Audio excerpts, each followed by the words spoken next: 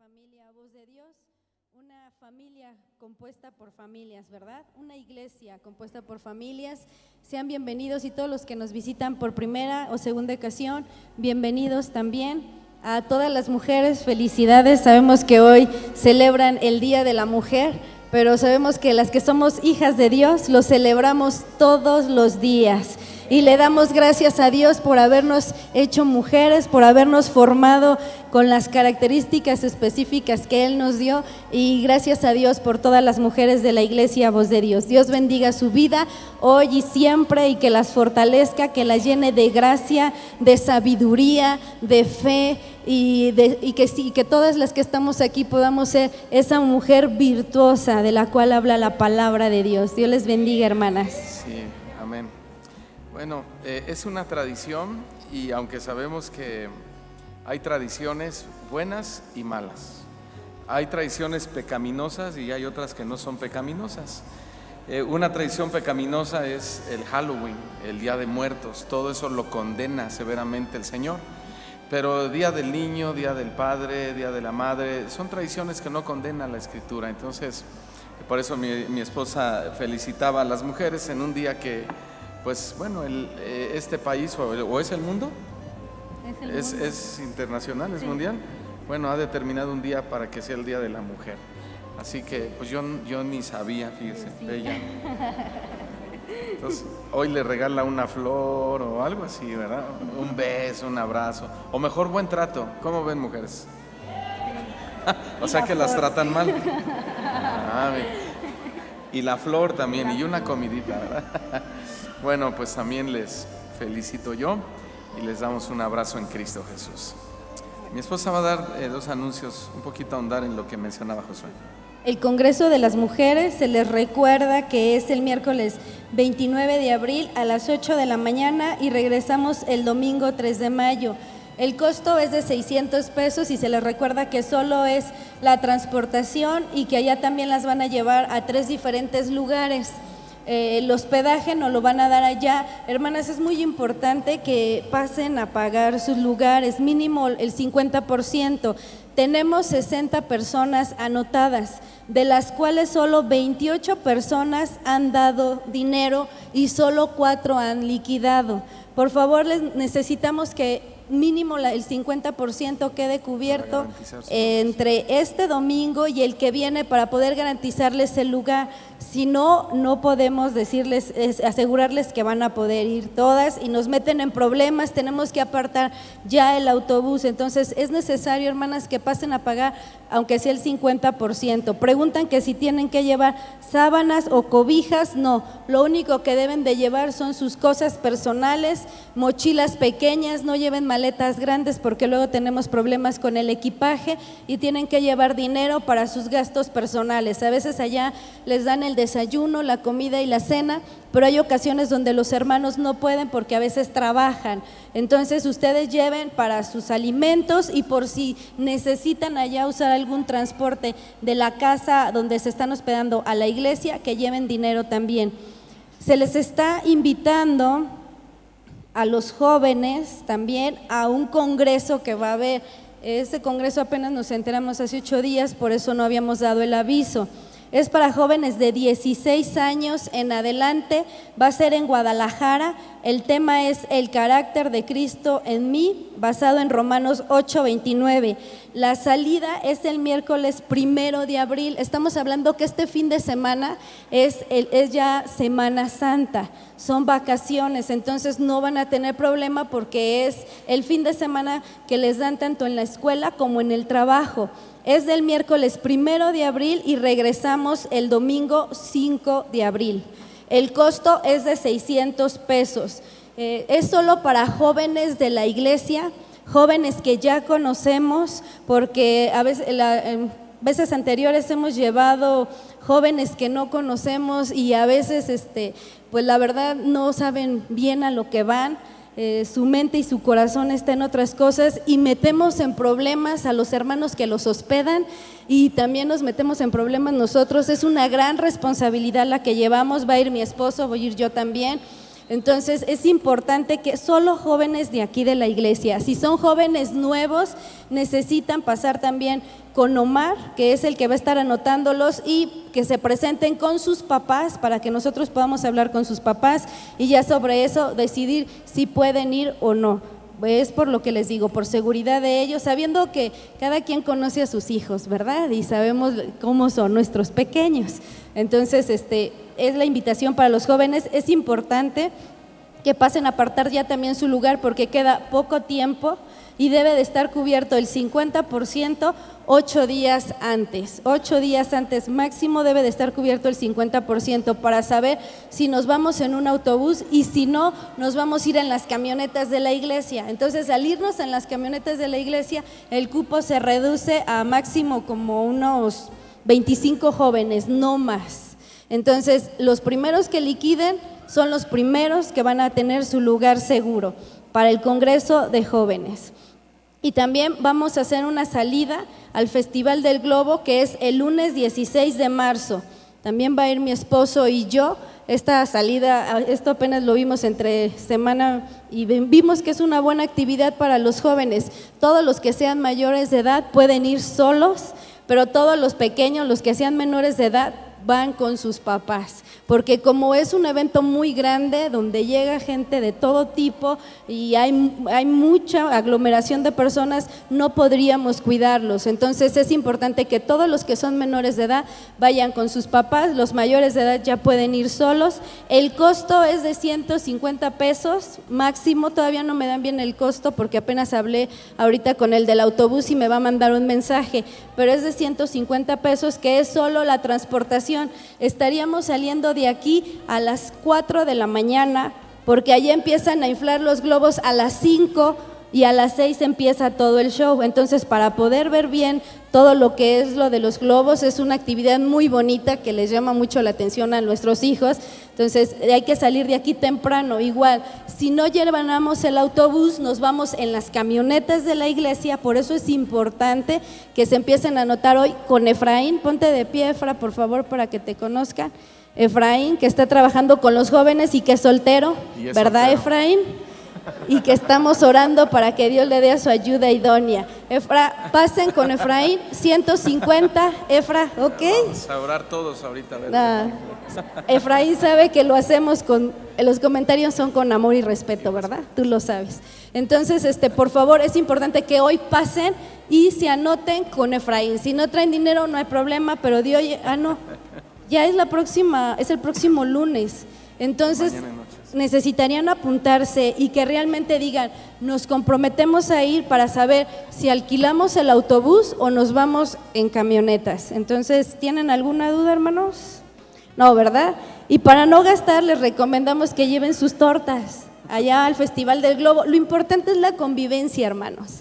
A veces decimos, no, es que una salidita nos sale muy cara, pero podemos hacer que una salida nos salga económica si desde la casa nos ponemos con nuestros hijos a preparar unas ricas tortas, llevamos agüita. Lo importante es convivir y salir con los muchachos, así que hagan un esfuerzo, papitos. Sería todo. Sí, por algo le dicen la pastora bullying, ¿verdad, Efraín? No. Bueno, gracias. Bueno, ya tienen el dato y bueno. ¿A quién le toca recibir su clase hoy? ¿Adolescentes? Entonces pueden salir los adolescentes ahí con sus maestros, con Josué, Saraí y también con Omar y su esposa. Y al mismo tiempo que van saliendo, vamos ocupando los lugares, porque no sé si ya se dieron cuenta que la iglesia ha estado creciendo y ya tenemos muchos hermanos de pie. Entonces ya hablé con el arquitecto y cuando terminemos esta fase de construcción de los niños, vamos a volver a ampliar esta iglesia. Vamos a abrir otro cuadro igual de ese tamaño hacia allá, para que, bueno, el Señor le ha placido añadir a los que han de ser salvos y tenemos que tener un lugar para ellos, para recibirlos, ¿sí? Entonces lo que hemos querido ahorita evitar es otra vez apretar más las sillas para que estén un poquito, no sé si decir más cómodos o menos incómodos, pero bueno. Entonces vamos a abrir esa nueva área, no sé si en unos 3 meses aproximadamente. Afortunadamente, con el material que nos sobró de la otra iglesia donde venimos, que todavía tenemos bastante, y primero Dios, Él siempre lo multiplica, el Señor, y nos alcanza y nos rinde. Gracias a Dios estamos por terminar la primera etapa de la construcción, que es la cimentación. Ya ustedes, si quieren echarse una asomadita por ahí para que vean cómo van los avances, sería muy interesante que vean la calidad de cimentación que pusimos, el tamaño de las zapatas, el grosor, la varilla, todo lo que se ha puesto ha sido de lo mejor para que nos soporte bien. Además, porque aquí en la iglesia es un terreno fangoso y también por eso se requiere que la cimentación sea más fuerte. Entonces, los que quieran ir a ver, pues lo pueden hacer, nada más no vayan con sus pequeños porque hay puntas de varilla y hay varias cosas que pueden ser peligrosas para ellos. Muy bien, si alguien tiene un lugar, levante su mano por favor ahí cerca. Aquí hay 2 para que los vayan canalizando a los hermanos. Aquí hay 2 lugares, aquí dejen su mano arriba por favor. Ahí nos ayudan, por favor, Francis. Ajá. Barroso, no sé si los hermanos que estén aquí no quieren, ahí están bien. Bueno, ya les vamos a ampliar el lugar para que estén más cómodos.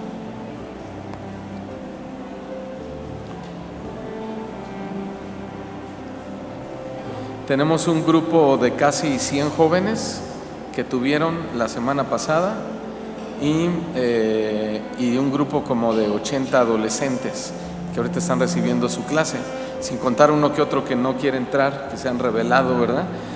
Entonces, si los tuviéramos aquí adentro, pues ya no cabríamos. Aquí vamos a ocupar estos lugares que están aquí al frente, aquí hasta adelante. Si alguien quiere ocuparlos, de las personas que no tienen lugar, aquí tenemos unos 4 o 5 lugares, aquí al frente.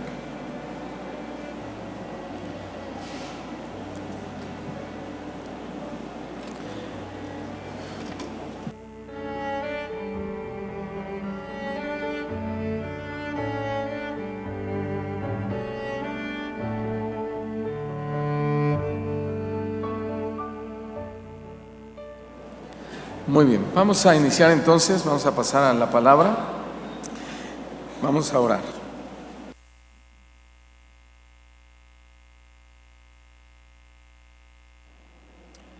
Señor, te damos gracias en este momento por la maravillosa oportunidad que nos brindas de estar aquí. Hoy es el día del Señor, hoy es el día del Señor y nosotros nos deleitamos en estar aquí, Señor. No hay mejor lugar que estar aquí. No hay mejor momento ni mejor ocasión, ni nada que nos pueda hacer sentir tan plenos, satisfechos, llenos, que estar aquí en tu casa, adorando tu nombre y escuchando la instrucción a través de tu palabra.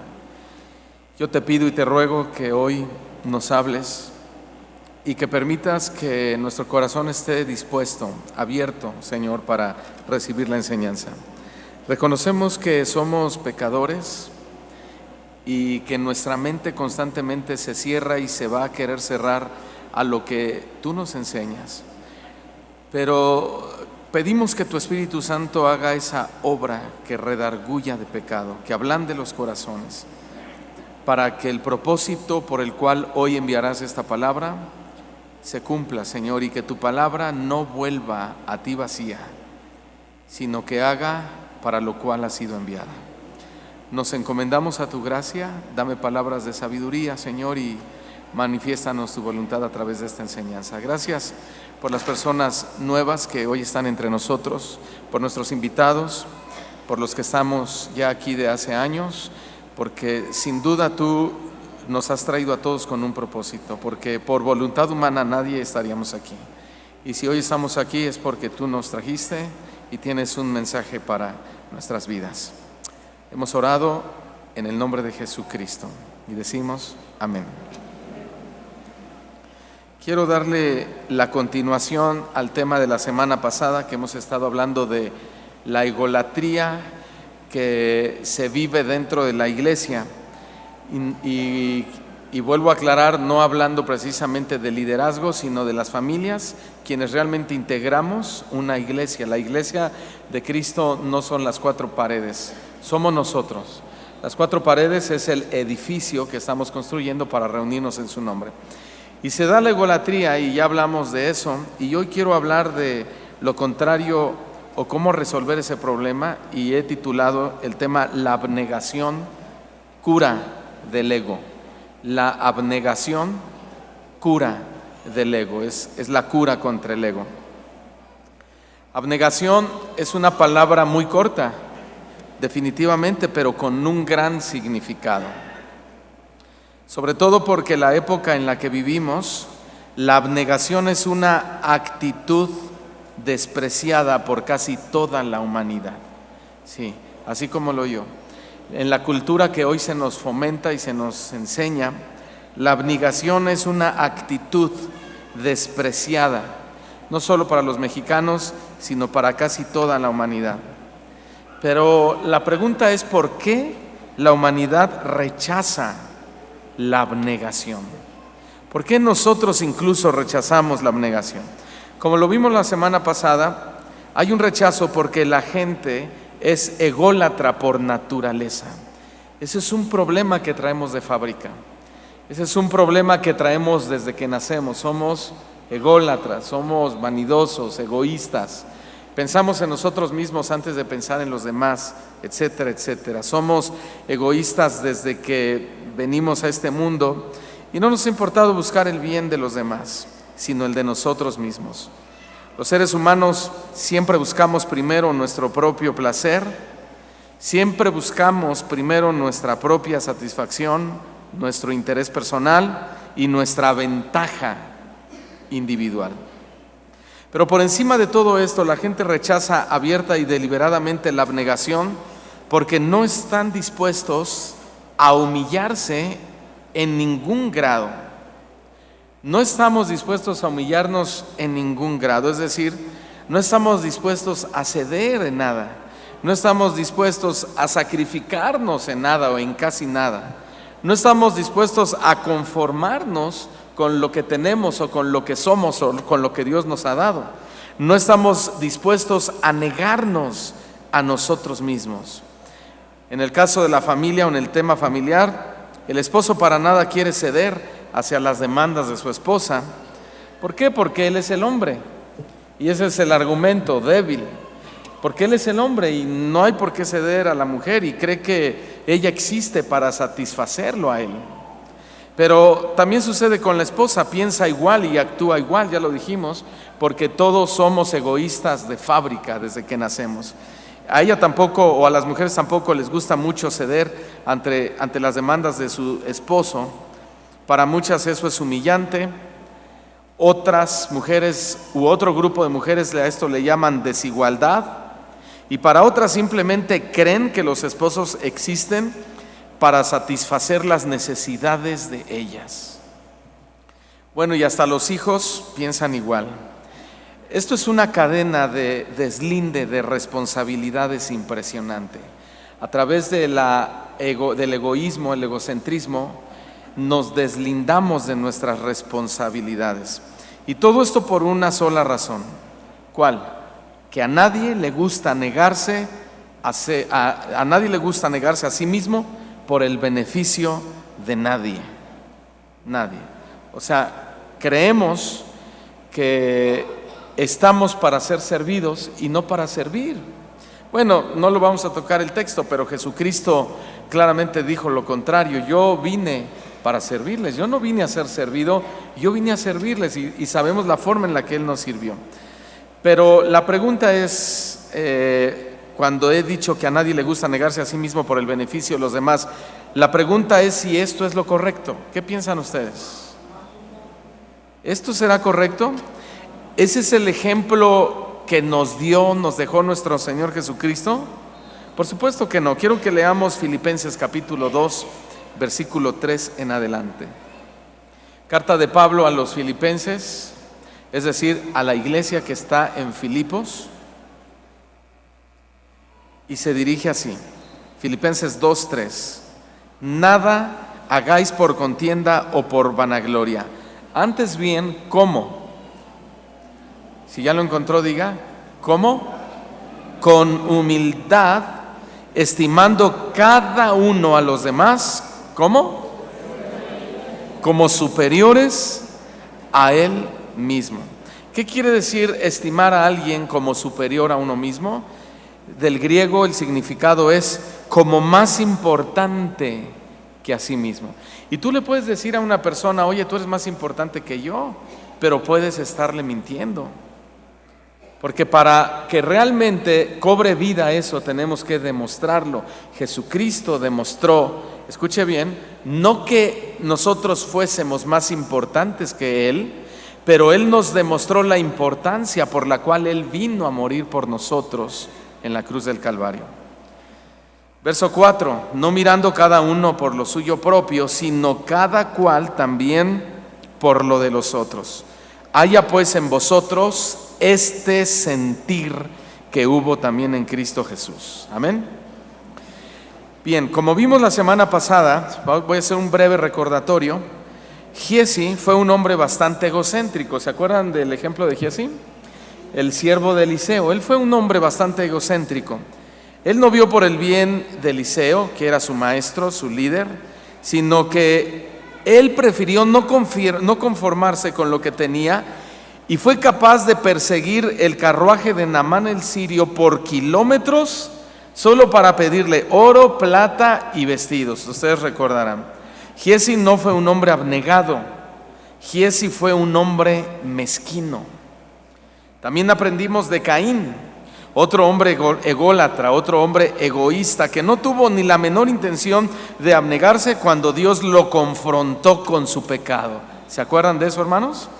Caín había asesinado a sangre fría a su propio hermano y aun cuando Dios quería restaurarlo, en su carencia de humildad, hablo de Caín, y en su carencia de abnegación se atrevió a insultar a Dios con la respuesta que le dio. Él le dijo, no sé dónde está mi hermano, ¿acaso se me ha puesto como guardián y protector de él? Así le contestó Caín. Él no pensó en Abel, mucho menos pensó en Dios, no pensó en sus padres. Él simplemente sintió envidia por Abel, lo asesina y no estuvo dispuesto a ser restaurado porque no le responde a Dios. Eso hablamos la semana pasada, que nosotros tenemos que darle una respuesta a Dios de nuestra vida. Y el último hombre ególatra del que aprendimos la semana pasada fue el joven rico. Este hombre tampoco sabía lo que significaba la humildad, es decir, la abnegación. Este joven, ustedes recordarán, se sabía los mandamientos de memoria e incluso los defendía con un supuesto celo santo. Pero según nos cuenta la historia, de nada le sirvió todo eso, ya que cuando Jesús lo puso a prueba, este joven decide continuar con su mismo estilo de vida ególatra y sin espiritualidad alguna. Jesús le dijo, si quieres ser perfecto, se recuerdan que le dijo, Señor, ¿qué puedo hacer para heredar la vida eterna? Y él le dijo, sigue los mandamientos. ¿Cuáles?, le preguntó, y Jesús le cita los mandamientos. El joven rico le responde, todo esto lo he guardado desde mi juventud. Y el Señor Jesucristo le dice, bueno, si quieres ser perfecto, solo te falta una cosa. Vende todo lo que tienes, ven y sígueme. Y como aquel hombre era muy rico, triste, se apartó y no siguió a Jesús. Bien interesante que cuando Jesús le dice, si quieres ser perfecto, significa no carencia de errores, sino genuinidad de la fe y la devoción que decimos tener. Jesús le estaba diciendo, si quieres ser genuino en lo que conoces, si quieres ser genuino en los mandamientos, si quieres ser genuino hijo de Dios, tienes que hacer esto, y no por despojarlo de sus riquezas, porque Jesús pudo hacerlo. Él tenía tal autoridad y tanta inteligencia y sabiduría en sus palabras que él pudo haber obtenido el dinero de la gente y la cantidad que él hubiera deseado. Pero él no vino a eso. Él dijo, mi reino es del cielo, no es de aquí. Además era el dueño del oro y de la plata. ¿Qué podía necesitar de este joven rico? ¿No? Y lo mismo, Él no nos necesita a nosotros. Tenía una conversación muy interesante con una persona y me decía: pastor, ¿qué opina? ¿Nosotros podemos hacerle promesas de fe a Dios? ¿Cómo una promesa de fe? Sí, si yo le digo: mira, Señor, yo gano tanto, pero si, no sé, milagrosamente a mis manos llega más de lo que yo gano, te lo prometo, te lo doy, es una promesa de fe, te lo puedo dar. Y yo le digo a él: ¿tú crees que Dios necesita nuestras promesas? Las promesas más bien son de Dios para nosotros a través de la Escritura. Él no necesita que tú le hagas ninguna promesa de fe. Él no necesita que le hagas ningún pacto. Él no necesita que hagas un voto en ese sentido, porque nosotros somos los que fuimos pactados por Cristo. Él nos promete a nosotros, Él es el que da pactos a los hombres y no los hombres a Dios. Bueno, en esta historia, o en estas fueron 3 historias claras de desprecio hacia la abnegación. Pero la pregunta es la siguiente: ¿cuál es la nuestra? Es decir, ¿cuál es nuestra historia? Ya les conté la historia de Caín, la historia del joven rico y la historia de Giezi, pero ¿cuál es tu historia en cuanto a la abnegación? ¿Cuál es nuestra actitud ante la humildad, la humillación, la abnegación? ¿Cómo nos estamos comportando en nuestra sociedad? ¿Cómo nos estamos comportando como familia o en nuestra familia? ¿Y cómo nos estamos comportando o conduciendo en nuestra iglesia, aquí, en este lugar? ¿Nos parecemos a Caín, que tampoco aceptamos nuestra culpa? ¿O nos pareceremos a Giezi, también corriendo tras Naamán el sirio y sus riquezas terrenales?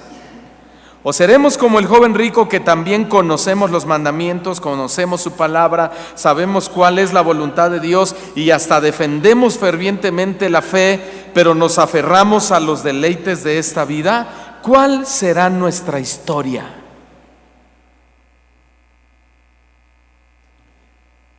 Bueno, muy probablemente hayan personas en este auditorio que en este momento se estén resistiendo a dar el paso hacia la abnegación y la humildad. ¿Cuál será su razón? Bueno, puede haber infinidad de razones. Puede ser porque sufrieron una decepción muy grande y entonces dicen: yo no puedo humillarme, yo no puedo abnegarme, yo estoy dañado en mi interior. Al contrario, muchos dirán: yo necesito que me ayuden, yo necesito que me levanten mi autoestima, así que el tema de la abnegación y la humillación no es para mí.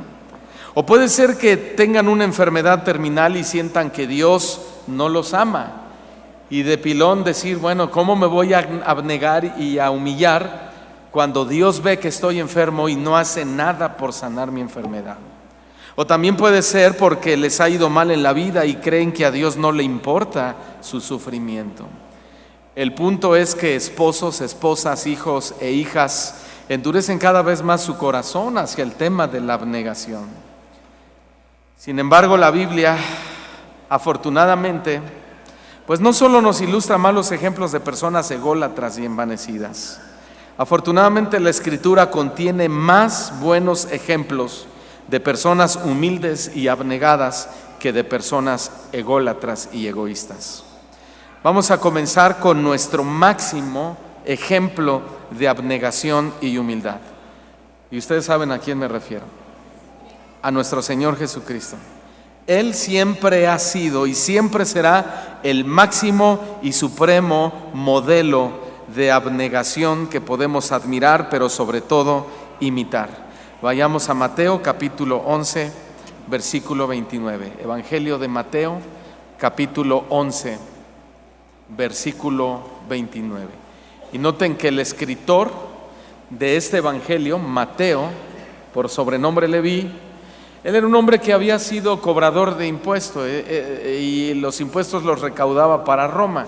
Así que era un hombre aborrecido por el pueblo judío. Era considerado como un hombre traicionero, pero su egolatría le permitía comportarse deslealmente hacia su nación. Pero, y Mateo es quien enseña, quien escribe esto, pero quien lo dice o quien lo habla es nuestro Señor Jesús. Y él dice: llevad mi yugo sobre vosotros y aprended de mí, que soy manso y humilde de corazón. ¿Cómo era nuestro Señor Jesús en la tierra? ¿Qué significa manso? Manso significa, número uno, bondadoso. Nuestro Señor Jesucristo era una persona muy bondadosa. En segundo lugar, significa agradable. Y no porque contaba chistes, como aquel cantante que canta una canción que dice: eres todo mi universo, dice. Eres todo mi universo, pero ese cantante dice que Jesús le gustaba contar chistes desde el púlpito. Él dice que cuando él le dijo a la gente que es más fácil que un camello pase por el ojo de una aguja que un rico entre al reino de los cielos, dice, eso era un chiste que se aventó. Y luego agrega diciendo que además Jesús tenía muchos deseos de estar reunido con sus amigos en una casa. Y dice, como a veces nosotros tenemos deseos de estar con los amigos. Entonces Jesús estaba con sus amigos y estaban tomando, así dice este cantante, estaban tomando. Y Pedro horas después le dijo, ya me voy. Y Jesús le dijo, no te vayas, es temprano, tómate otra copa. Entonces se quedó y pasada la noche, es la cena del Señor, Jesús les hace una pregunta y les dice, uno de ustedes me va a entregar. Y entonces uno por uno empieza a decir, ¿seré yo, maestro? ¿Seré yo, maestro? Y pasan las horas, escucha el contexto que este cantante ya nos está diciendo, que están tomando, ¿sí? Que él cuenta chistes, es un predicador no serio, en otras palabras. Pasan las horas de la noche y le dice Pedro, ¿seré yo? Y le dice, no, tú no eres. Pasa Santiago, ¿seré yo? No, tú no eres. Y al último queda Judas. Y le dice Jesús a Judas, y espero que usted no se ría, ¿sí? Y le dice Jesús a Judas, Jesús le dice a Judas, ¿seré yo, maestro? Y Jesús le dice a Judas, eres tú. Y Judas le dice a sus compañeros, no le hagan caso, ya está borracho. Es el mismo hombre que dice, eres todo mi universo. Es el mismo hombre que canta, estoy sediento de ti. Jesús era agradable, pero no era hereje, ni apóstata, ni blasfemo, ni light. Yo ya tiré sus discos. Él era manso, era agradable. Él era suave, es otro de los significados, y era gentil. Esta palabra que Jesús utilizó para describirse a sí mismo como manso, para los griegos representaba a un hombre de mucha gentileza, y era un estigma, es decir, era una señal, una marca de alguien que había sido criado con mucha sabiduría y con mucha cultura. Así que para los griegos, escuche bien, Jesús podía ser un hombre muy importante. Pero escuchen esto, siempre y cuando no degenerara en el rebajamiento de la humildad y de la humillación. Es decir, que los griegos admiraban a una persona mansa, sí, pero en el sentido de que fuera una persona de un estatus social elevado, que fuera una persona sabia, elegante y que no pavoneara de todo lo que significaba para su nación. Pero si esa mansedumbre significaba ponerse a la altura de todas las personas, es decir, sin distinción de raza ni de estatus social, entonces aquella persona era rechazada y totalmente despreciada. Y ese fue el enorme problema para los judíos y también para los griegos. Jesús no se describió a sí mismo como manso en el sentido griego de arrogancia, altivez y orgullo, sino en el sentido hebreo que era simplemente un hombre manso y humilde de corazón. Así que esta declaración de él fue un golpazo tremendo para ellos. Simplemente ese hombre era un hombre que no cabía en la nación de Israel. Era un hombre que debía ser rechazado, me refiero a Jesús.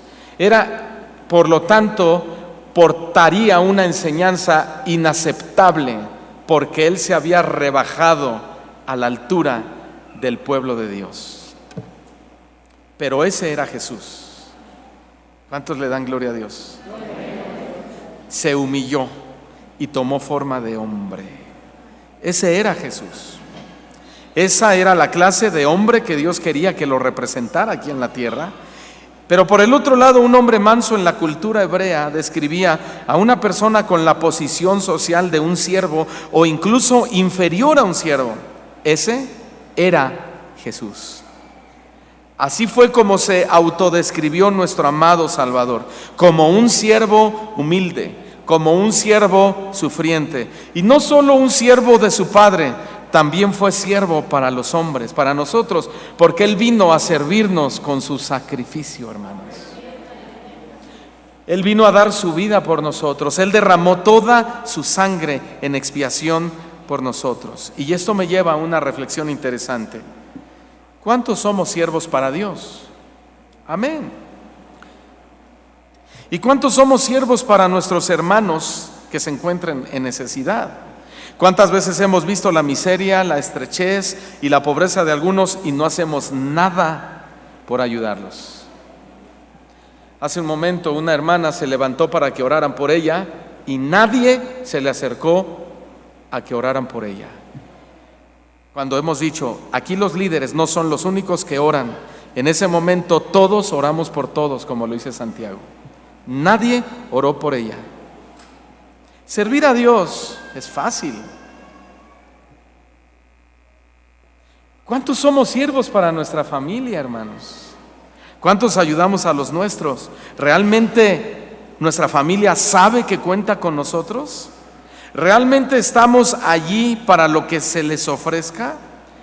Repito, ser siervos para Dios es lo más fácil del mundo. Sí, créame. Ser siervo de Dios es lo más fácil del mundo. ¿Por qué? Porque Dios es bueno, porque Dios es agradable, porque Dios es amoroso, porque Dios es perdonador. ¿Y quién no necesita el perdón de Dios? Es fácil ser siervo de Dios, porque además Dios es Dios de oportunidades, porque Dios nos va a salvar del infierno, porque Dios es nuestro proveedor, porque Dios nos dio el trabajo, porque Dios ha sido nuestro sanador, etcétera, etcétera, etcétera, etcétera. ¿Lo ve? Servir a Dios es muy fácil. Hasta Satanás sirve a Dios. Pero servir al hermano que es pecador, servir al hermano que te cae mal, que murmura contra ti, o servir a tu esposa a tu esposo que te es infiel, o a tu esposa irresponsable, o servirle a tus hijos rebeldes, o a tus padres que han sido malos contigo, ¿verdad que no es fácil? Ese es el desafío y el mandamiento para todo hijo de Dios. Wow. Mateo capítulo 5, versículo 46.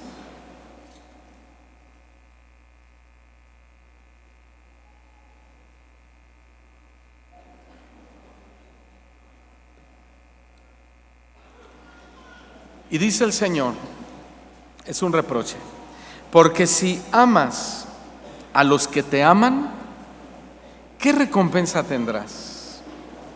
¿No hacen también lo mismo quiénes? Los publicanos. Hasta ahí vamos a dejar nuestra lectura. Porque si amas a los que te aman, ¿qué recompensa vas a recibir? ¿No hacen también lo mismo los publicanos? Hermanos, los publicanos eran los que cobraban los impuestos a los judíos para entregarlos a Roma. Pero el problema no era en sí eso, era un trabajo que tenían. Pero el problema no era el trabajo que tenía, sino que los obligaban a pagar impuestos abusivos que no correspondían al impuesto justo. Ese abuso era la causa de que fueran aborrecidos por el pueblo judío. Me refiero a los publicanos. Así que estos hombres, los publicanos, no podían hacer amistad con los judíos, no se dirigían ni siquiera a la palabra, ni siquiera se daban el saludo. Así que se centraban únicamente en hacer amistad con otros publicanos, con hombres que eran como ellos, que actuaban como ellos, que pensaban como ellos, que hablaban, pensaban todo como ellos. Pero por eso es que el Señor dice, ¿qué recompensa tendrían? Y esa es la verdad que extraemos de este versículo bíblico. ¿Cuál es la verdad? No debemos amar solo a los que nos aman.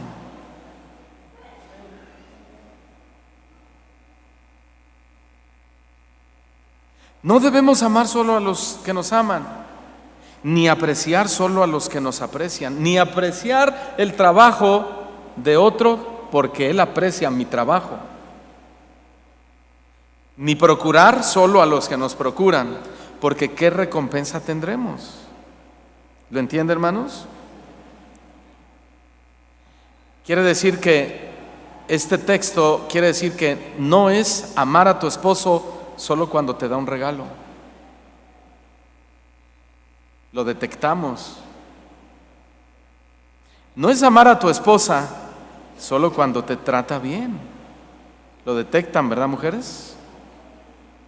No es amar a nuestros padres solo cuando te dan lo que tú le pides.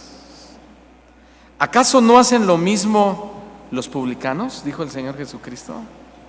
¿Acaso no hacen lo mismo los timadores? Eso es egolatría. Eso es egolatría. Amar a los que nos aman es ego. Debemos amar siempre y a pesar de los desacuerdos. Verso 47. Y si saludáis a vuestros hermanos solamente, ¿qué hacéis de más? ¿No hacen también así quiénes? Los gentiles. Vamos a detener ahí la lectura nuevamente. ¿Quiénes eran los gentiles? Los gentiles eran cualquier persona que no fuera judío, de cualquier lugar, de cualquier ciudad, de cualquier país, cualquier persona que no fuera judío. Los gentiles eran considerados paganos, eran considerados profanos, eran considerados impuros, perros y malditos. Así eran catalogados los gentiles para los judíos.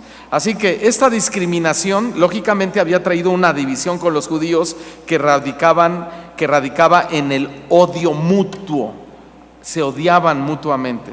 Así que los gentiles actuaban igual que los judíos y ellos hacían lo mismo que los publicanos. ¿Qué hacían? Se relacionaban solo entre ellos y se saludaban solo entre ellos.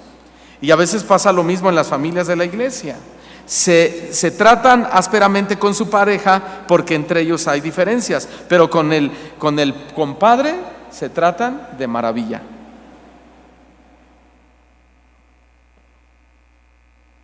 Nos decía un médico en esta semana, dice, mucha gente viene a mí para que la cure de cáncer. Y lo que yo les voy a decir a ustedes, nos dijo el médico, si me oyeran mis compañeros médicos, me estarían chiflando. Me dijo, ¿saben cómo sanamos la enfermedad del cáncer? ¿Cómo? Sin rencores, sin odios. Empezó a darnos un discurso. Él parecía el pastor y yo parecía la oveja acá. Efectivamente. Y dijo, y vas en tu carro y vas con el compadre y se le cae la cerveza al compadre en tu carro y le dices, no te preocupes, compadre. Pero se le cae el refresco a tu hijo y con groserías lo tratas. ¿Acaso no hacen lo mismo los publicanos y los gentiles? ¿Qué hacéis de más entonces? Pero, ¿qué les dice Jesús a los judíos? Verso 48. Sean pues vosotros perfectos. Ellos tenían la ley de Dios, hermanos. Ellos tenían la palabra de Dios en sus manos. Los gentiles no. Los publicanos tampoco, pero ellos sí. ¿Cuántos tienen en sus manos la palabra de Dios?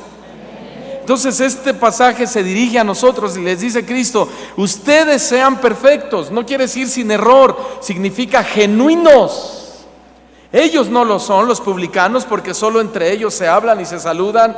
Los gentiles tampoco hacen lo mismo. Pero ¿por qué ustedes hacen lo mismo que ellos? Ustedes que tienen mi palabra, que tienen mis mandamientos, que tienen el ejemplo de Moisés y los profetas, sean genuinos. Sean genuinos, como vuestro Padre que está en los cielos es genuino o es perfecto, que significa lo mismo. ¿Cuál es la enseñanza de esto que Cristo les acaba de decir? ¿Cuál es la verdad incrustada en estos versículos? La verdad es que si decimos ser hijos de Dios genuinos, si decimos ser adoradores sinceros, si decimos ser siervos apasionados y si decimos ser familias realmente cristianas, lo vamos a demostrar en nuestro trato hacia los demás. Y vamos a empezar en nuestra casa y vamos a hacer una extensión con los de afuera. Amén. Si nuestro trato es áspero con unos y eres amoroso con otros, no es genuina tu fe.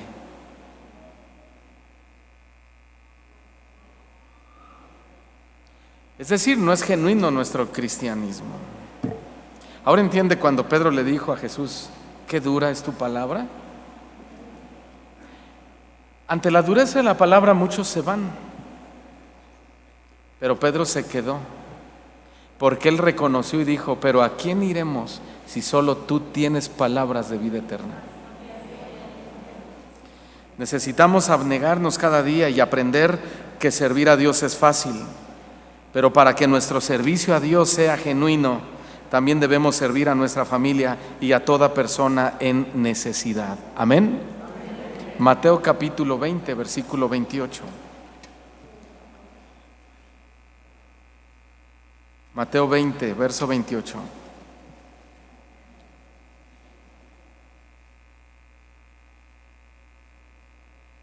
Dice Jesús hablando de sí: el Hijo del Hombre no vino para ser servido, sino para servir y para dar su vida en rescate por muchos. Ese es nuestro modelo de servicio. Filipenses capítulo 2, versículo 7. Pablo a la iglesia en Filipos. Él está dando testimonio de Cristo, él está hablando de quién es Cristo, cómo era Cristo, cuál era el carácter de Cristo. Y Pablo dice que Cristo se despojó a sí mismo. ¿Ya lo encontró? Filipenses 2, 7. Se despojó a sí mismo, no tomó forma de Dios, aunque era Dios.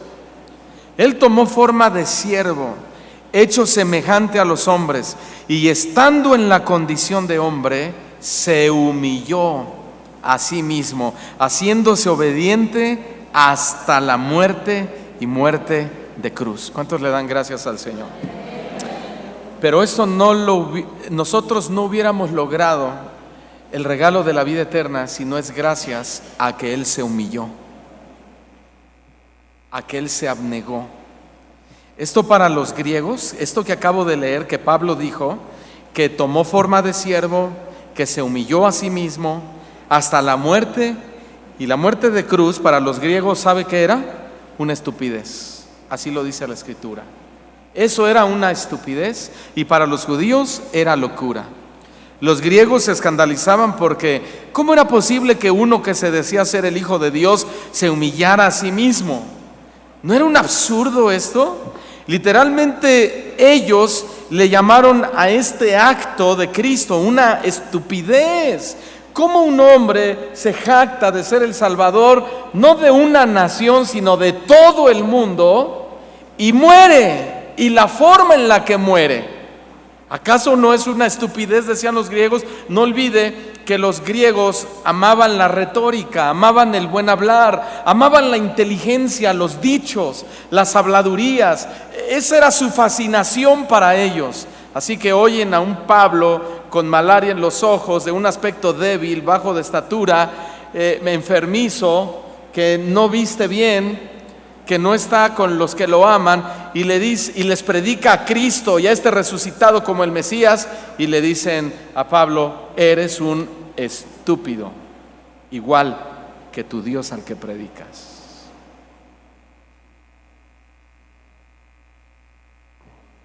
Y la misma reacción hubo en los judíos. Ellos también estaban escandalizados porque ¿cómo era posible que uno que se decía ser el Hijo de Dios, el Mesías y el Salvador de ellos, terminara muerto, y peor aún la manera en la que muere, crucificado en una cruz, como un malhechor, como un malvado, como un transgresor de su ley, como un maldito y como un blasfemo? Ellos le llamaron a este acto una locura. Una locura. Jesús pronunció palabras realmente impresionantes. Él dijo: aprendan de mí, que soy manso y humilde de corazón. Es decir, aprendan a mí que soy siervo, no como ustedes. Esto sí refuta indiscutiblemente al ego de cualquiera, ¿no es cierto? Sigamos leyendo, ahí mismo, Mateo 11:29. Además de autodescribirse manso, ¿de qué otra manera se describió? Humilde de corazón, humilde de corazón. ¿Cómo era? Humilde de corazón. Esta humildad con la que se autodescribe nuestro Señor Jesucristo significa marcado por su humildad. O sea, la gente lo identificaba inmediatamente por ser el líder más humilde de todos los líderes que había en esa época, incluso más que Juan el Bautista. Marcado por la humildad significa humildad marcado por la modestia, no arrogante ni orgulloso. Ese era nuestro Señor Jesucristo. Y esta definición está en completa contraposición de la egolatría de los judíos y de los griegos que les acabo de explicar. Y una vez más, tanto para griegos como para judíos, esta fue una expresión de Jesús cuando dijo: soy manso y humilde de corazón. Fue una expresión para ellos ridícula, que no podía salir de los labios de un Mesías. ¿Me está entendiendo, hermanos? Escuchen bien, para ellos, es decir, para los griegos, esto es muy importante, para los griegos el sentido de humildad significaba mediocridad, insignificancia, debilidad y pobreza para los griegos. Humildad significa, repito, mediocridad para los griegos. Mediocridad, insignificancia, debilidad y pobreza. Así veían los griegos, los romanos, los gentiles a nuestro Señor Jesucristo: mediocre, insignificante, débil y pobre. ¿Todo por qué? Porque era abnegado y porque era humilde de corazón, y el pueblo lo veía, el pueblo lo sabía. Y por supuesto, así también veían a todo hombre que estuviera dispuesto a seguir su ejemplo. ¿Y sabe qué? Así nos ven a nosotros cuando vivimos con un carácter humilde. Así piensan de nosotros cuando nos ven abnegados. ¿A poco no? Nos etiquetan como mediocres, nos ponen una etiqueta de insignificantes y pobres. Pero yo digo lo siguiente: ¡qué honor! ¿No le parece? Y no me refiero a honor ser humilde, me refiero a que por ser humilde te digan insignificante, pobre y mediocre. ¡Qué honor! ¡Qué honor el de Pedro, que fue crucificado de cabeza como su maestro! ¡Qué verdadero honor!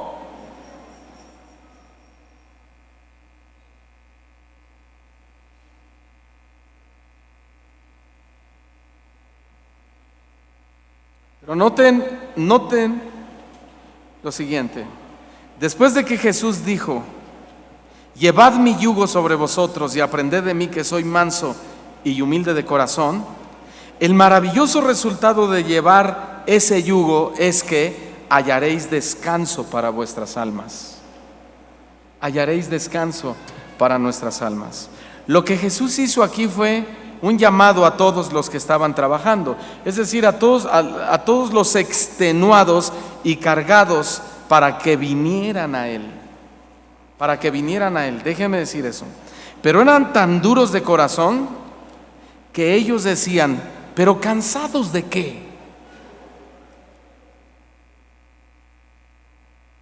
Eran tan duros de corazón que decían: ¿y cargado yo de qué? ¿Por qué me hace el llamado, Jesús? La respuesta era obvia. Ellos no estaban cansados de la pobreza, aunque así lo manifestaban ellos.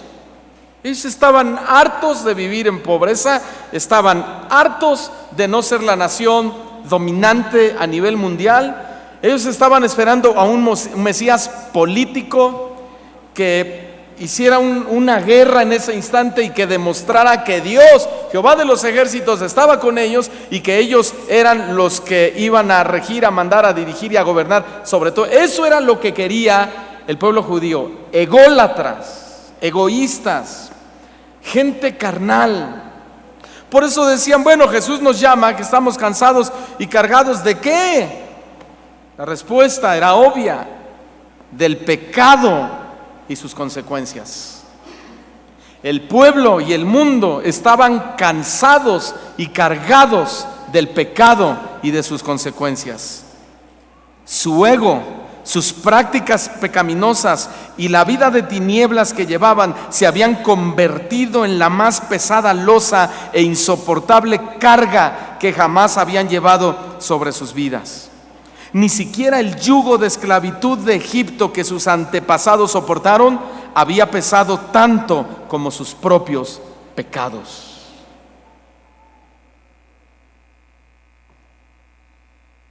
Y nada pesa más en esta vida que seguir viviendo cargado de culpabilidad y de pecado. Muchos dicen, estoy cansado de vivir en pobreza. Se nota que eres muy pobre de espíritu. Porque la riqueza del ser humano son las riquezas espirituales. ¿Acaso no dice la Escritura que seamos ricos para con Dios? Ricos en buena obra, ricos en fe, ricos en amor. Hermanos, el ministerio de Jesús fue en realidad una provisión de descanso espiritual para la humanidad. No había otro hombre con esta capacidad. Jesús era el hombre más manso, el más humilde y el más santo sobre la tierra. Y esa es la razón por la que solo Él puede dar descanso al alma hasta el día de hoy. No los encuentros, sino absolutamente el poder del Evangelio. Lo único que necesitaban los judíos y que necesitamos nosotros se resume en una sola palabra: abnegación. Pero ese era su problema, que eran orgullosos, eran altivos, eran egoístas y eran ególatras. Pero ellos tenían resuelto el problema si entendían la abnegación. Hermanos, debemos negarnos a nosotros mismos y dejar que Él cargue la pesada losa de nuestros pecados y de los pecados de nuestra familia. Así que practiquemos todos en casa la abnegación, servirnos los unos con los otros, darnos por los demás antes de pensar en nosotros mismos. Nuestro Señor Jesucristo, quien es nuestro ejemplo a seguir, nos enseñó bastante sobre el tema de la abnegación. Él ha sido el ser más abnegado en toda la historia de la humanidad y en todo el sentido de la palabra. Escuche bien, y no porque era el Hijo de Dios, también fue 100% hombre. Pero Él fue el hombre más humilde y más manso, porque la Escritura dice que Él tuvo que padecer para aprender la obediencia. Wow. Esto se sale de aquí, hermano. Esto rebasa nuestro intelecto. ¿A poco no? Él fue hombre humilde y manso porque a través del sufrimiento y del padecimiento aprendió la obediencia. Y este es un gran punto. ¿Por qué? Porque el problema por el cual tenemos tantos ególatras y tanto pecado en el mundo y tanto pecado en el movimiento evangélico cristiano y tanto pecado dentro de nuestra casa es porque rechazan la idea de que el sufrimiento es una de las técnicas que usa Dios para hacernos a su imagen. Así como lo oyen. Incluso muchos creen que el sufrimiento es una operación 100% diabólica. Se lo atribuyen al diablo. Y eso es una blasfemia al Espíritu Santo. Pero es todo lo contrario. Dios permite el sufrimiento. Dije, Dios permite, no que Dios nos hace sufrir. Dios permite el sufrimiento para que crezcamos, para que aprendamos la obediencia y para que lo conozcamos más profundamente, aunque no nos guste escuchar esto. Lo triste es que los cristianos todo lo queremos fácil, cómodo y sin sufrimiento. ¿No es cierto, hermanos? Hermanos y amigos que hoy nos visitan, lamento decirles que muchos de ustedes necesitan ser reevangelizados. ¿Por qué? Porque llegaron a Cristo con la motivación equivocada. ¿De qué me está hablando, pastor? Sí. A muchos les dijeron, ven a Cristo para que te sane tu enfermedad. Y esa fue su motivación por la cual hoy están aquí. Y no estoy diciendo que Dios no sana. Claro que Dios sana. Él es Jehová Rafa, nuestro sanador. Pero la motivación de muchos fue esa, no la búsqueda de Dios en sí.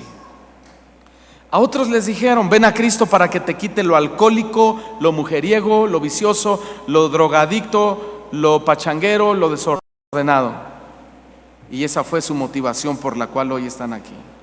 Y no estoy diciendo que Dios no lo pueda hacer, claro que lo hace, pero su motivación fue esa, no la búsqueda de Dios en sí.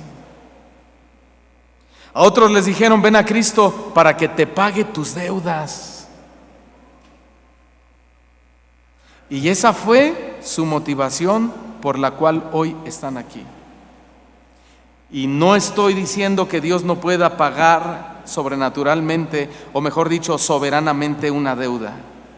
Claro que lo puede hacer y lo ha hecho. Pero la motivación de muchos fue esa, no la búsqueda de Dios en sí. A otros le dijeron, ven a Cristo para que prospere tu negocio.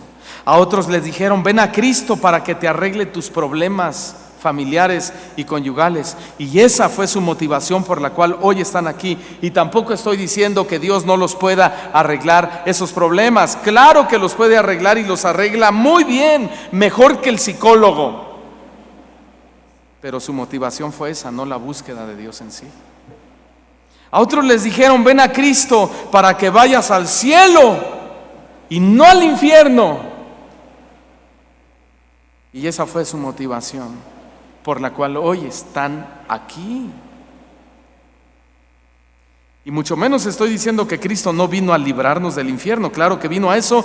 Él vino a arrebatarle a Satanás las llaves del decreto que tenía contra nosotros. Pero la motivación de mucha gente fue esa, no la búsqueda de Dios en sí. ¿Y cómo se le llama todo esto? Egolatría, falta de abnegación. Buscaron a Dios o vinieron a la iglesia buscando a Dios para sus propios propósitos, pero sin buscarlo a Él. Y la pregunta es, ¿cuántos de los que estamos aquí estaremos con la motivación correcta? Nadie me diga amén. ¿Cuántos realmente estaremos aquí con la motivación correcta? ¿Cuántos permanecemos aquí porque reconocemos que somos pecadores y que necesitamos el perdón de nuestros pecados? ¿Cuántos permanecemos aquí porque realmente estamos arrepentidos de nuestros pecados y queremos agradar a Dios y queremos una vida nueva en Cristo? ¿Cuántos estamos aquí porque no soportamos más la pesada losa de pecados que nos acusa día y noche, día tras noche, día tras día?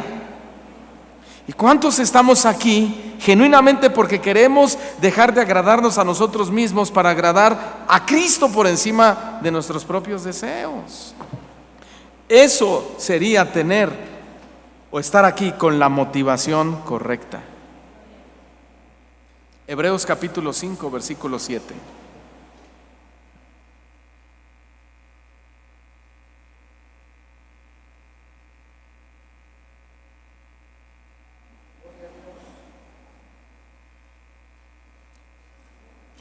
Dice el escritor de Hebreos que Cristo en los días de su carne, ofreciendo ruegos y súplicas con gran clamor y padecimientos, lágrimas, al que le podía librar de la muerte, o sea, a Dios su Padre, fue oído a causa de su temor reverente.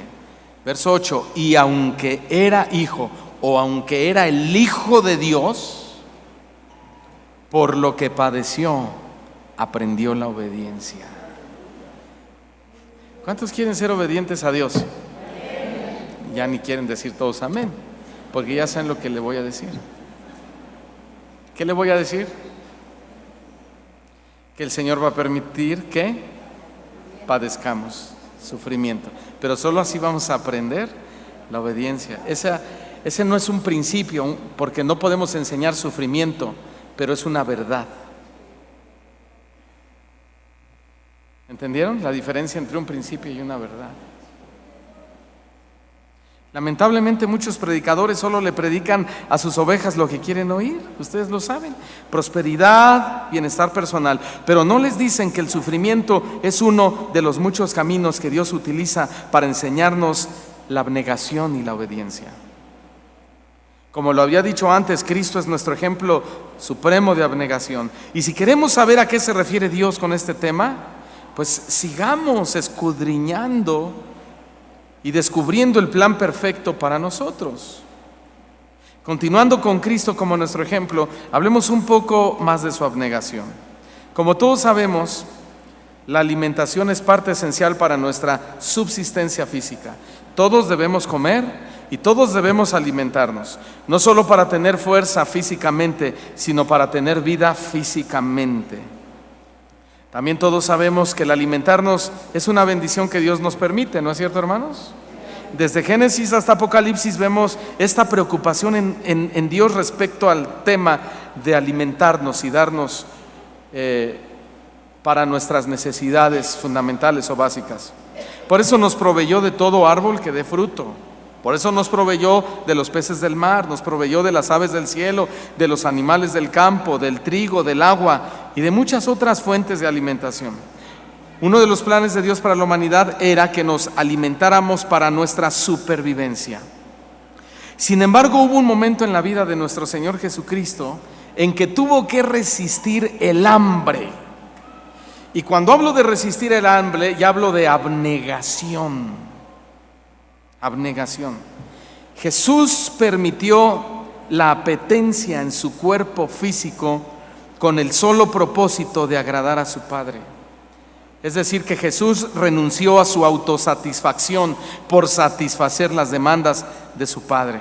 Pero vamos a ver el texto junto con su contexto para aplicarlo correctamente. Noten que el subtema, vamos a Mateo 4, versículo 1. Mateo 4, y noten que el subtema en su Biblia dice, y usted me va a decir qué dice, el que tiene una Biblia con subtemas, una Biblia de estudio, ahí dice, ¿de qué se trata? ¿Ahí de qué se trata? Sí, de la tentación a Jesús. No se trata de que Él tenga el poder para convertir una piedra en pan. No es el tema, aunque sucedió algo que quería ser inducido a que hiciera eso. Ahora, ¿por qué mencioné esto? Porque muchos descontextualizan lo que leen en la Biblia. Toman un texto fuera de su contexto y dicen, bueno, si Jesús podía convertir una piedra en pan, pues yo también puedo. Así que en el nombre de Jesús, piedra, conviértete en pan. Y tuercen la escritura. Entonces Mateo 4:1, seguimos hablando de abnegación, dice que entonces Jesús fue llevado ¿a dónde? ¿Por quién? ¿A dónde? ¿Por quién? Nos detenemos ahí. ¿Quién nos conduce al desierto para enseñarnos la abnegación? ¿Quién? El Espíritu Santo. ¿Verdad que no es el diablo quien lleva a los hijos de Dios a los desiertos? Es Dios mismo a través de su Espíritu Santo quien lo hace. Y también nos conduce a sentir soledad. Y también nos conduce a sentir escasez, como en este caso.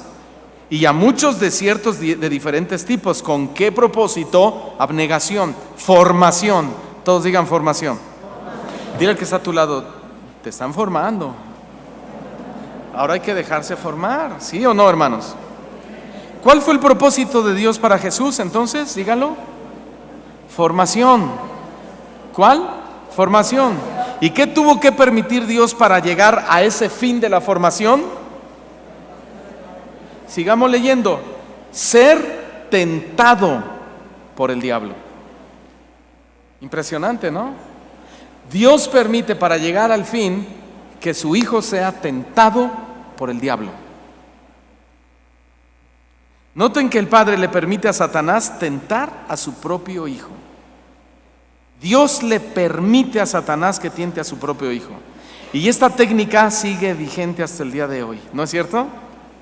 Dios no nos tienta, porque Santiago dice que Dios no tienta a nadie ni tampoco puede ser tentado por nadie. Pero Dios le sigue permitiendo a Satanás que nos tiente para que aprendamos la abnegación y la obediencia. Y todo esto es formación, no son ataques del diablo. Todo esto es formación.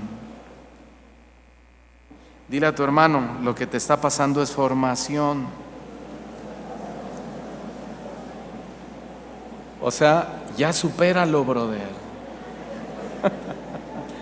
Ya supérenlo, hermanos. Es formación.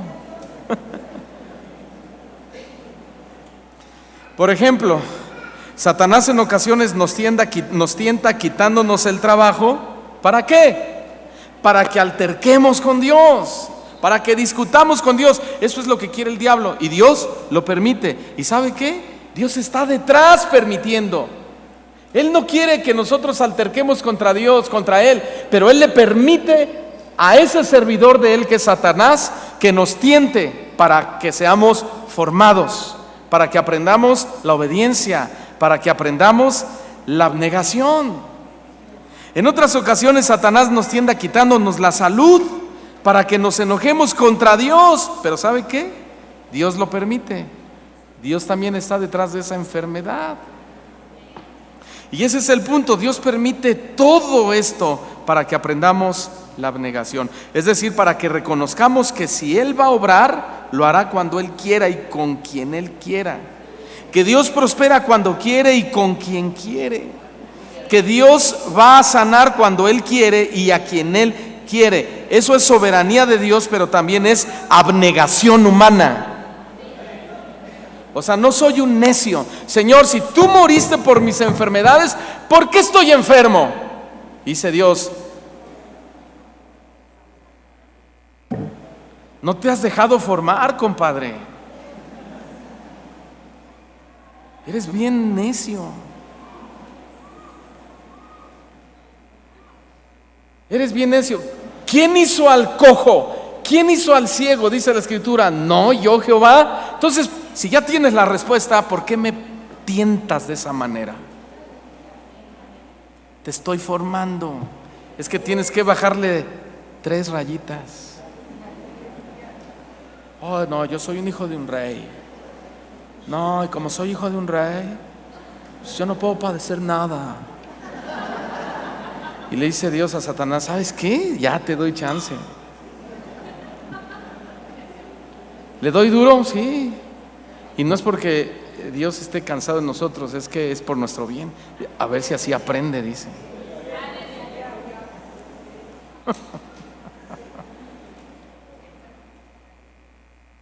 Y muchos dicen, chale, ¿a poco? Pues, ¿a poco no? Lo estamos viendo en la Escritura, hermanos. En serio, es que así se expresan. Tenemos que humillarnos ante la poderosa soberanía de Dios. Vean la abnegación de Jesús en el verso 2. Y después de haber ayunado 40 días y 40 noches, tuvo hambre. Él no dijo, me voy a regresar y ya voy a comer. Ya 40 días, ya voy igual que Moisés. No, él tuvo hambre. ¿Lo pueden creer? ¿Lo pueden creer? El Hijo de Dios en un desierto, totalmente solo, sin amigos, sin su familia, sin nadie que lo pudiera tender una mano, sofocado con las altísimas temperaturas del desierto y por si fuera poco, con hambre. ¿Qué clase de Hijo de Dios era este? ¿No le parece? ¿Sabe? Y esa es la misma incitación con la que Satanás sigue trabajando en los hijos de Dios para que pequen contra Dios. Satanás nos dice cosas como, oye, eres hijo de Dios y te quedaste sin trabajo, no lo puedo creer, ¿eh? Oye, eres hijo de Dios y no tienes ni para comer. Oye, eres hijo de Dios y no eres próspero. ¿Qué clase de hijo de Dios eres? ¿Sabes qué? Dios no te ama, si te amara no estarías así. Es exactamente lo mismo. ¿Sabe qué está haciendo Satanás con este juego de palabras? Alimentándonos el ego. Nos sitúa en un lugar que no nos corresponde. Nos hace creer que somos lo más importante del mundo, etcétera, etcétera, etcétera. Satanás quiere que nos sintamos esos hijos del rey que nunca les debe pasar nada. Bueno, el diablo ya hasta se hizo compositor de cantos cristianos. Sí, compuso una canción que dice: soy cabeza y no cola, hoy me apodero de lo que a mí me pertenece, con los hijos de Dios nadie se mete, yo arrebato los tesoros de los cielos porque le pertenecen a mi casa, etcétera, etcétera, etcétera. Y la pregunta es: ¿y la abnegación dónde quedó? Si no hay quien se meta con un hijo de Dios, entonces ¿llegaremos a la formación real? ¿El contentamiento dónde está? Que no lo encuentro en esas canciones. Escuchen lo que le dijo Satanás a Jesús en el verso 3. Vino el tentador y le dijo: si eres hijo de Dios, en el original se traduce: ya que eres el hijo de Dios, di que se conviertan estas piedras en pan. Pero escuchen lo que Jesús le responde: escrito está, Satanás, no solo de pan vivirá el hombre, sino de toda palabra que sale de la boca de Dios. ¿Estoy sufriendo de hambre? Sí. ¿Me siento solo? Sí. ¿Tengo calor? Sí. ¿Tengo sed? También. Extraño a mi mamá, extraño a mis hermanos, porque él era hijo de familia también. Pero él estaba practicando la abnegación en ese momento y lo resistió perfectamente. Jesús no solo podía convertir la piedra en pan, también podía irse inmediatamente de ese espantoso desierto y regresar a su ambiente de gloria al cielo. También pudo haber destruido a Satanás en un instante, pero en lugar de eso, ¿qué hizo? Se humilló, se abnegó, se doblegó, se dominó. En otras palabras, renunció a hacer algo que podía hacer y prefirió abnegarse y agradar a Dios, a su Padre. Y en ese mismo escenario del desierto, Jesús vuelve a ejercer la abnegación. En esta ocasión rechaza el ofrecimiento más seductor que cualquier ser humano habría aceptado en todas las épocas. Satanás le ofrece el dominio del mundo entero sin tener que sufrir el dolor de la cruz. Satanás le dijo cosas como: ¿para qué ir a la cruz como un malhechor si puedes ser el rey de la nación? Oye, Jesús, ¿para qué ganarte el odio y el desprecio de tu propio pueblo si puedes ser su ídolo? ¿Para qué sufrir la soledad? ¿Para qué sufrir la persecución, la escasez y la traición de tu amigo Judas si puedes ser el político más poderoso e influyente del mundo entero? Así tentó a Jesús.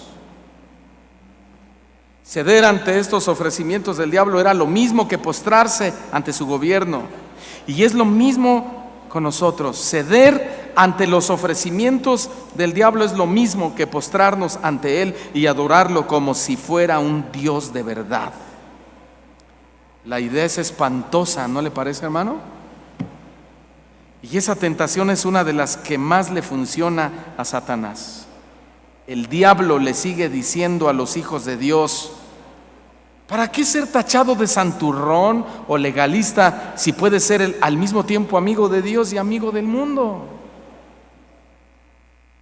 ¿Para qué ser perseguido, vituperado, mal visto por la gente si puedes ser un cristiano que no se mete con la religión de los demás? Es más, si puedes ir y cantar en el Vaticano de lujo.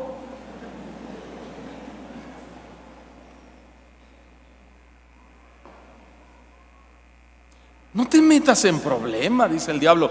Todo se puede. ¿Todo se puede?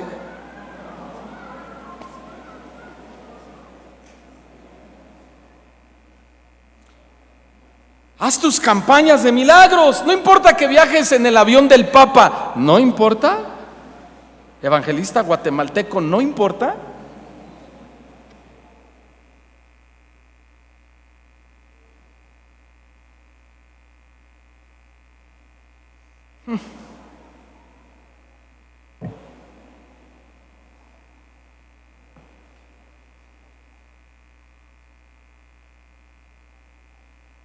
Y todavía hay quien los defiende. ¿Hasta dónde ha llegado la ignorancia y la estupidez?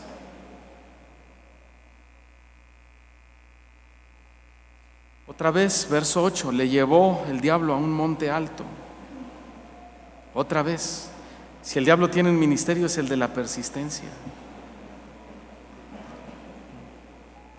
Y le mostró todos los reinos del mundo y la gloria de ellos. En un instante llevó a Jesús a través de pensamientos a ver toda la gloria del mundo. Riquezas, estatus, poder político, poder religioso, modas, tecnología, fama, etcétera, etcétera, etcétera. Así también actúa el diablo con nosotros. A través de pensamientos trata de controlar nuestras emociones, nuestros sueños y nuestras aspiraciones. En el verso 9 le dijo: todo esto te daré si postrado me adores. Y el sentido original se lee así: todo esto te daré si hincado me lo pides. Entonces noten que Dios nos está enseñando que la actitud que debemos tomar ante la gloria de esta tierra, ¿cuál es? Abnegación. Abnegación. Es doblar nuestra rodilla ante la grandeza de Dios y no ante la grandeza superficial y efímera del mundo y sus bienes materiales, o sea, Satanás, quien es el príncipe de este mundo. Y de esto nace una pregunta interesante. Y cuando nos hincamos a orar, ¿qué es lo que más le pedimos? ¿Me entendió mi ironía? Yo oro. ¿Oras para pedirle las cosas de este mundo? ¿Sabes qué? Dios oye las oraciones y las plegarias cuando hay necesidad, no necedad.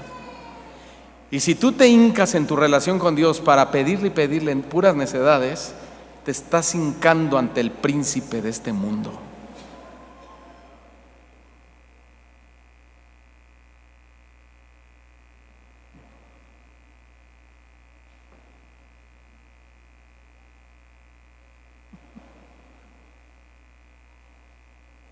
Nunca olvide cerrar su tiempo de oración como lo cerró Jesús. Hágase tu voluntad y no la mía.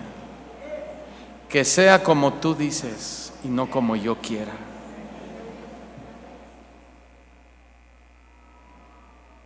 Entonces Jesús le dijo: vete, Satanás, porque escrito está: al Señor tu Dios adorarás y a Él solo servirás. Ya estoy por terminar. Hermanos, por favor, siempre tengan presente que Satanás va a hacer todo lo que esté en sus manos para hacer de nosotros personas orgullosas, vanagloriosas, soberbias y todo lo que vaya en contra de la abnegación. Noten dos cosas importantes. Ceder a la tentación es egolatría, pero decirle a las tentaciones vete es abnegación. Esto es en realidad tomar la cruz de Cristo y seguirle abnegadamente. Porque el que iba cargando una cruz por las calles de Jerusalén era el hombre más importante, el hombre que podía haber controlado la situación en un instante y haberse convertido en rey de Jerusalén y complacido todo el vacío que había en los corazones de los líderes religiosos, pero prefirió cargar una cruz que era nuestra cruz por las calles de Jerusalén, abnegado. Aceptó que le escupieran su precioso rostro, que se burlaran de él, que lo abofetearan. Lo aceptó. Muchos dirán: no le quedaba de otra. No le quedaba de otra. Él era Dios. Permitió ser clavado en la cruz. Él fue el único que le quitaron aún sus ropas íntimas para avergonzarlo públicamente, porque ni a los malhechores se las quitaban, a él sí, porque él se decía ser el Hijo de Dios y lo permitió. Solo dijo: Padre, perdónalos, no saben lo que hacen. Abnegación, humildad.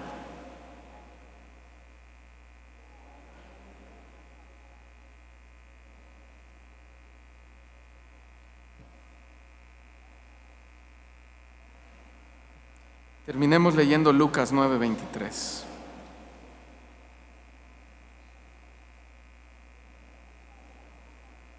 Y Jesús les decía a todos,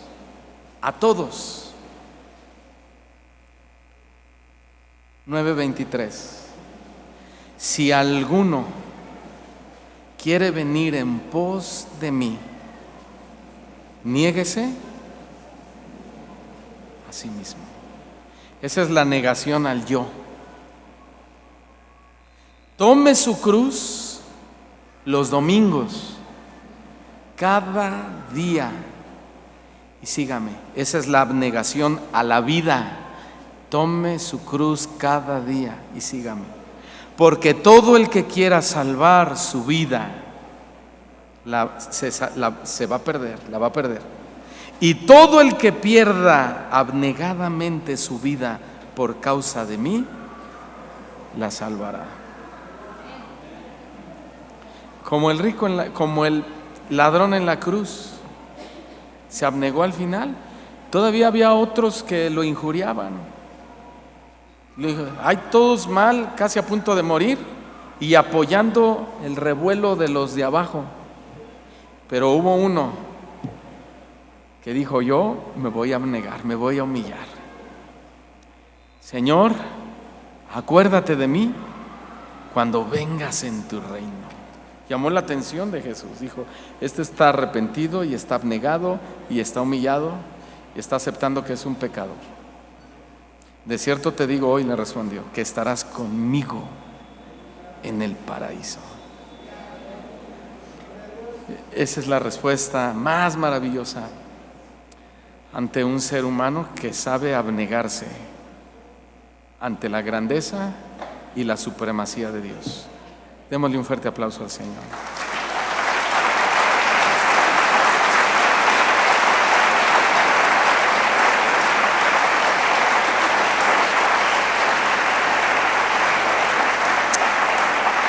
Aleluya.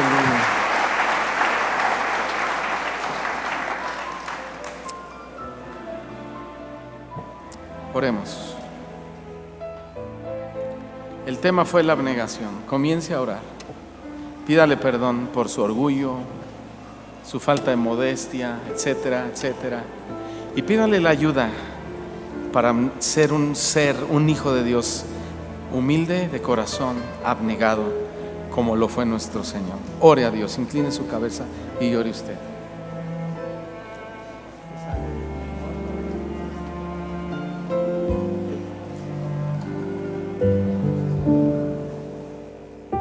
Ore a Dios, ore a Dios, ore a Dios. Y tal vez hay alguna persona aquí que vino por primera vez a un lugar como este y reconoce que está como está por la falta de humildad. Tu hogar está de cabeza, tu vida espiritual está de cabeza, todo tú estás mal. Bueno, Dios tiene una solución, una promesa. Venid a mí los que estén cargados y trabajados de pecado, y yo los haré descansar. Si quieres descansar en Dios a través del perdón de tus pecados, yo te pido que vengas al frente ahora mismo, no voy a tomar más tiempo, y me permitas orar por ti. Y tú vas a hacer una oración y el Señor va a comenzar a obrar en tu vida. Bienvenida, gracias.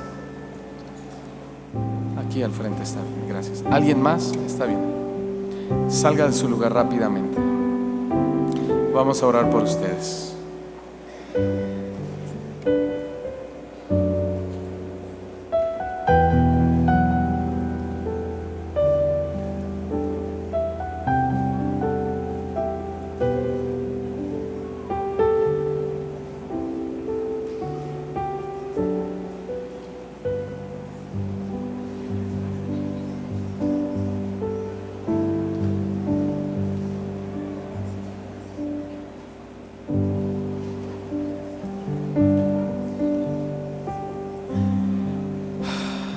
Vamos a orar. Inclinen su rostro los que están al frente.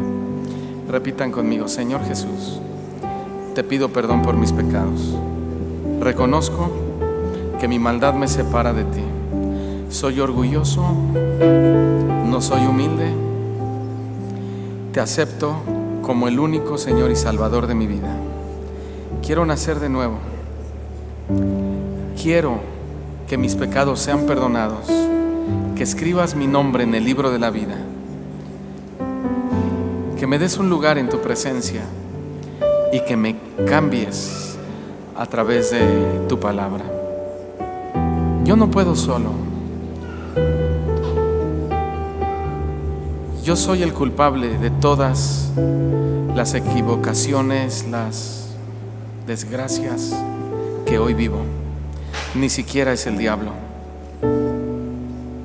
Pero tú me diste la provisión a tu Hijo Jesús para salvarme y redimirme, comprarme. Y ahora te pido una vida nueva.